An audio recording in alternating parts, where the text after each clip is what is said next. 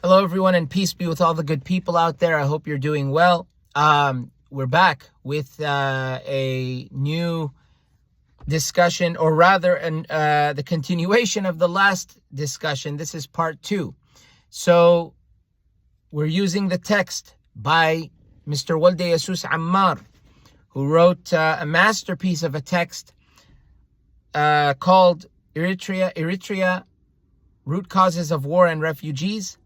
Last we spoke, we talked about Italy's rule in Eritrea, 1890 to 1941, 51 years. We started talking about what they were doing there. We started speaking about the 3 goals that they had in Eritrea and why they wanted Eritrea. Three reasons, you can say. But they were goals, 3 aims. 1, they wanted their people, Italians, to emigrate to Eritrea instead of the United States of America. 2, they wanted raw materials for their industries. 3, they wanted to use Eritrea as a springboard for further conquest, which they failed at. They failed at further conquest. They could not continue their conquest. We talked about how Eritrea was divided into 6, most if not all of Eritrea was divided into 6 administrative divisions. Saraye, Aklugzai, Hamasien, Basopiano Orientale or Eastern Lowlands, Karan or Senhit. I believe because Karan and Senhit might be, the reason why it says Karan or Senhit is because they might be used interchangeably. Karan or Senhit, that area is pretty much the same area. So Senhit, if I'm not mistaken, it's a town, but Karan was its capital. So Senhit, that's where, by the way, Bet Tarqe, I don't think it's Tarqe. The Bet Tarqe side of the Blaine, they're from Senhit. They live in the Senhit area. My subgroup of the Blaine, which is Bet Tauqe, is from Halhal. That's what's known as Bogos. This needs to be known because not many people know about the Blaine. So I don't speak the language, neither does my family, but we're all Blaine and we're all Ago. One could say we're the northern Ago, though, Ago who are up north. And so, but we are among the original inhabitants of that area. I don't believe the other people who are there were there, because at one point, before there were Tigray and Tigrunya, there was us. Before them, there was us. The Tigrunya and the Tigray, more than likely, they're mixes between Ago. And so with the Tigrunya, based on the language, so if you were to go back to the language, Tigrunya is said to be a mix of Ago and Gu'ez and Ago. Michael Gaber in his book said Tigrunya is a mixture of, Amharic is he said Amharic is a mixture of Ago and Tigrunya. Tigrunya, according to Edward Ullendorf, that's his name, and you can find this in his text, the Ethiopic languages, or the languages of Ethiopia.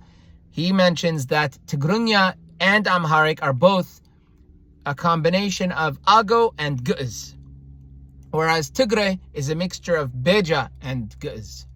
So those people, the Tigrunya and the Tigray and the Amara, they did not exist. We were already there. I'm not saying this to show off. I'm saying this to establish a truth, which people don't talk about. The Ago were already there. Beja and Ago were already there. We were established. Blaine is one of the most ancient languages in the region. Gu'ez is not. Gu'ez is said to have been born out of Sabaic, which came from across the land. I know this is not our subject. Across the sea. I know this is not our subject, but I have to make it clear. So those of you who claim Karan and say that you're from Karan, you might be from Karan. But that area was inhabited more than likely by either the Beja or by the Ago. Tigrinya and Tigray did not come until later. If the Aksumites had control of that area for whatever time they did, that's still another story, because that's not where they originate. They originate more south. That's another research material which we can talk about on another day in another program. But that's something that needs to be made clear, that the Ago the Ago language is the substratum for Tigrinya. It's not its own language. I say this because I see, with respect, I love Tigrinya music, I love Tigrinya food, I love Tigrinya clothing, I love Tigrinya everything.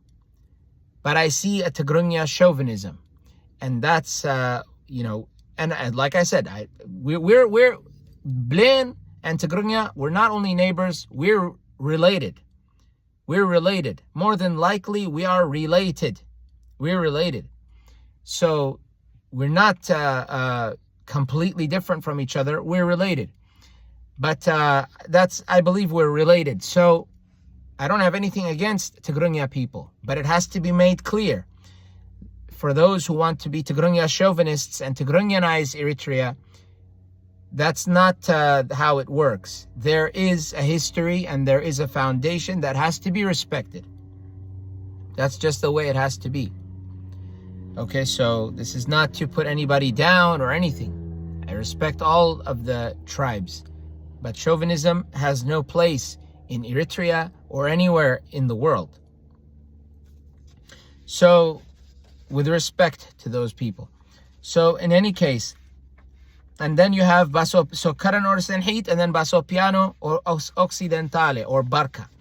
So those were the 6 administrative divisions. We spoke about how the Italians conscripted Eritreans to fight in their wars. They fought in Libya. They fought in Ethiopia. They fought against the Allied powers. Of course, the Italians were defeated by the British, so that would end. But they fought against the Allied powers in World War II, and many Eritreans died. Thousands of Eritreans were sent to go and fight for the Italians against their will. Now, the last sentence that we read before we ended the last part of the series is, this common suffering was no doubt manifesting itself to the people that they, without their previous consent, had to have common destiny. This common suffering was no doubt, meaning this common suffering was no doubt manifesting itself to the people that they had to have common destiny. So you mustn't forget that Eritrea was formed, shaped, crafted by the Italians. It was the Italians who made it what it was, what it is. They made it that. That's what they made it. It's not, Ethiopia didn't make it the way Ethiopia contributed later on, yes. But Eritrea, what made an Eritrean was the Italian. That's what happened. This is a fact that we have to accept.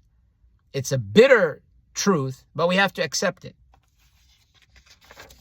And besides, we can always change we can always change the future, or rather secure our future by focusing on the present. So if you focus on now, we can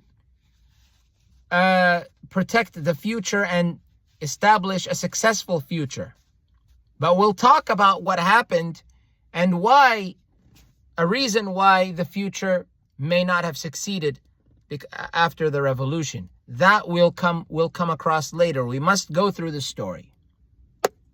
Okay, so let us continue on our journey. Before anything, I begin in the name of God, the compassionate, the merciful. I praise and I glorify him as he ought to be praised and glorified. May he accept my praise and may he accept my glorification of him. Amen. So, material changes were affected by the Italians. Development of quite modern agricultural sector, mining, light industries, and infrastructure had their lasting impact on the society. Large tracts of land, first in the plateau meaning the highlands, Saraya, Aklugzai, Hamasian. First in the plateau and later in the lowlands, Barka, Karan, that area, and probably the eastern lowlands, Samhar and Dankalia. And later in the lowlands, were appropriated from the native people and made terre demaniale, crown land reserved for Italian colonists. Crown land reserved for Italian colonists, where cash crops like cotton, fruits, vegetable, and coffee were cultivated. The mining sector was started with the Masawa salt works in 1905, followed by those in Asab. The years I'm about to mention are in parentheses.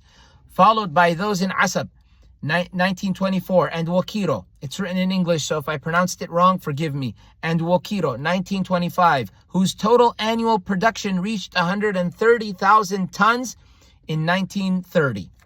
130,000 tons of salt in 1930. You can find more of that in an article, I believe it's an article called Eritrea, Background to Revolution by Richard Leonard, found in the Eritrean newsletter, number 44, September 1981, page 15. Sodium and potassium extractions from Dankalia also reached 2,650 tons in 1925. And gold mining, which yielded 17,000 ounces in 1940, was going on at Augaro. Again, I'm sorry, it's written in English, so it can be hard to pronounce. A person can only do so much to transliterate. So forgive me if I pronounce anything wrong. At Augaro in the Gash and other parts of the country. So these Italians were making things happen, it looks like. Something the current dictator is not doing at all. The current filthy dictator these people did more, it seems, in a short period of time than that guy did in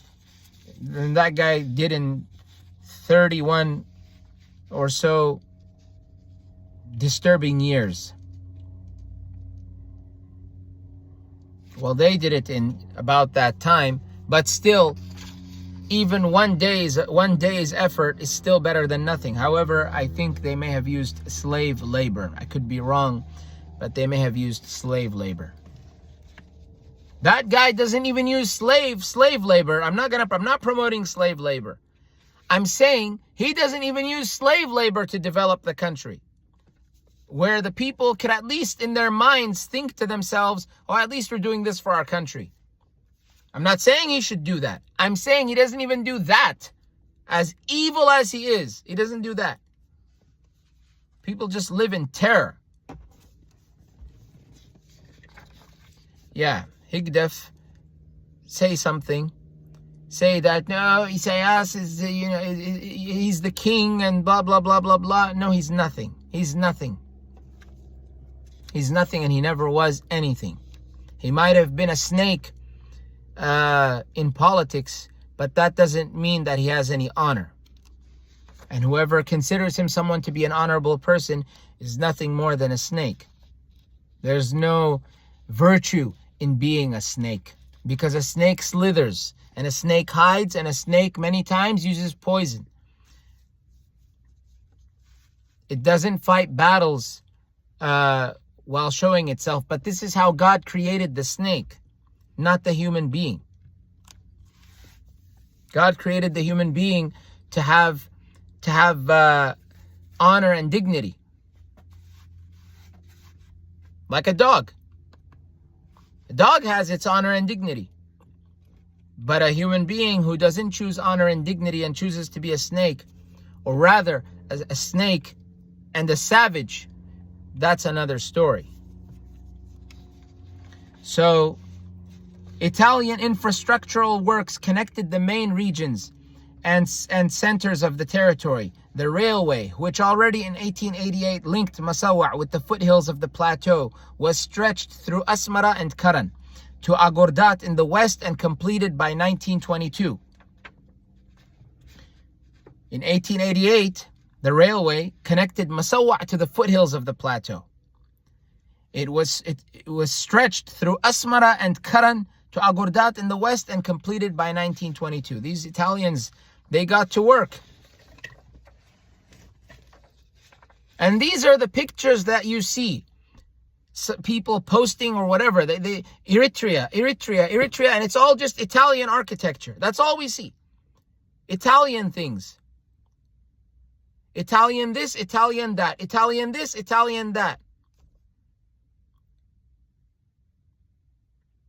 Your dictator, Higdef, your dictator did not even make Eritrea Eritrea. He did not have the concept of mega, make Eritrea great again.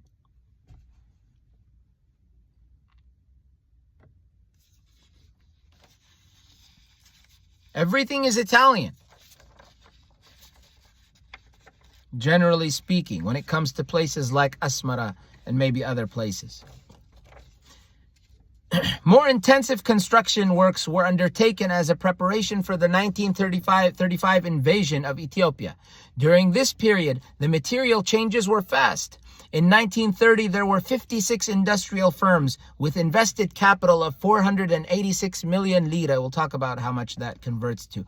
486 million lira. In 1939, there were 2,690 commercial establishments with a total invested capital of 2,198 million lira. Leonard, page 17. The conversion rate, Mr. Walde Jesus mentions to us, I believe here, the conversion rate was about 80 lira to the pound sterling. 80 lira to the pound sterling. Still a lot of money. A concomitant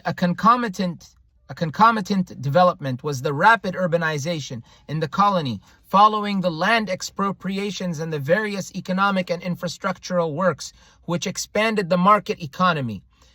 In the 1890s, Eritrea had few towns worth that name. Perhaps worth the name of urbanization, maybe. I'm not sure what it means. I've read this a few times, and I did not quite understand. A concomitant development was rapid.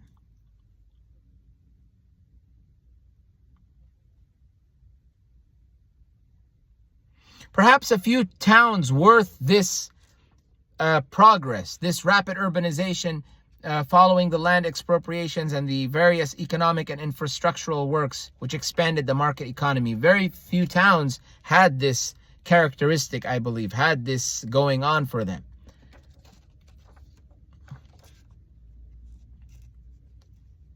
By the end of the Italian period, about 20% of the Eritreans were living in nearly a dozen urban centers with organized municipalities. Asmara grew from a small center of 15,000 inhabitants before 1935 to a city of 120,000 Eritreans. From 15,000 inhabitants to 120,000 Eritreans. And 50,000 Italians in 1941. 170,000 people total. Went from being 15,000 to 170,000. You can also find that in the Fate of Italy's Colonies. Report of the Fabian Colonial Bureau, London, Fabian Publications, 1948. Page 24. See also Travaskis, page 46. Relatively speaking, therefore, Eritrea was a coherent unit by the end of the Italian rule. But many painful and deep-cutting socio-political transformations had yet to be undergone to give more meaning to its separate entity. Still more painful and deep-cutting socio-political transformations had yet to be undergone to give more to its separate entity. So this was not it. There was more to it than this. And we'll see in the upcoming lessons, upcoming discussions, what that entails.